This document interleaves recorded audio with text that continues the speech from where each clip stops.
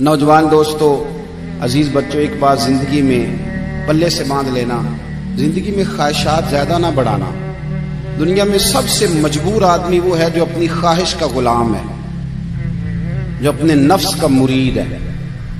ना ख्वाहिशें बढ़ाना मतलब घर में सुबह का नाश्ता करते वक्त ये प्लान करना कि आज शाम मैंने बर्गर खाना है, ये दुरुस्त नहीं है। दोपहर की रोटी घर में अच्छी पकी हुई है, अम्मा ने पसीना उठा के पकाई है, पर साहब कह रहे हैं नहीं, मेरा नफ्स कहता है कि आज मैंने ना पिज्जा ही खाना है। नफ्स की ख्वाहिशात को ना बढ़ाना, ये बंदे को गुलाम बना लेती।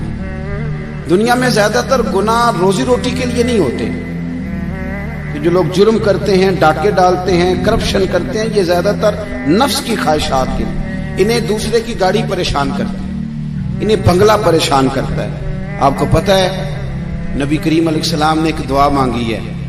हुजूर फरमाने लगे, अल्लाह मेरे घर वालों को ना जरूरत के मुताबिक रोजी देना, ख्वाहिशात नहीं। अभी किसी को मजेदार रोटी खाते देखो तो किसी 5 स्टार होटल में ना देखना, बल्कि जो मजदूर मजदूरी करता है ना, उसे कभी मुलाहिजा करना, वो जो सुबह रोटी बांध के साथ लाता है। 2 रोटियां जब वो लाता है तो रोटियों के बीच अचार होता है, और दोपहर का जब वक्त ढलता है तो साहब वो अचार ज्यादातर पोने को लग जाता है कपड़े को,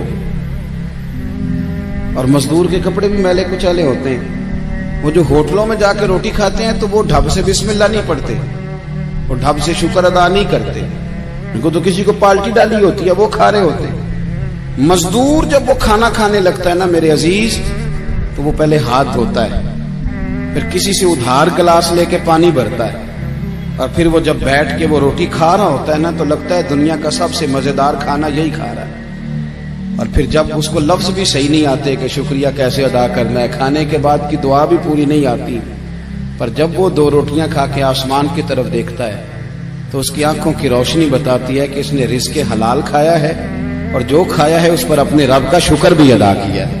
ख्वाहिशात को वसी न करो, वसी न करो ख्वाहिशात को कभी भी जिंदगी में। डॉक्टर इकबाल के बेटे ने खत लिखा था इकबाल को कि अब्बा जी आप तो लंदन में हैं,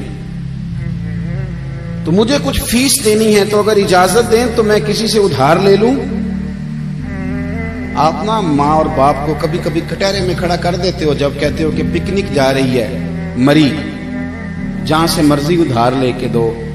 आपको पता है फिर आपका बाप बेचारा क्या करता है, किसी के सामने हाथ फैलाना पड़ता है तो बड़ी कमजोरी होती है। वो जब एडवांस मांगता है ना जाके फैक्ट्री के मालिक से कि मेरे बेटे को सैर को जाना है, यानी तेरे नफ्स की ख्वाहिश है, और वालिद की गर्दन झुक गई, ये कितनी तकलीफ की बात। कोई ऐसी ख्वाहिश जिंदगी में पैदा न करो जो माँ बाप को, असातिज़ा को और दीगर को तकलीफ में मुब्तला करे कभी भी। इकबाल के बेटे ने कहा अब्बा कुछ उधार ले लूं, मेरी जरूरत है।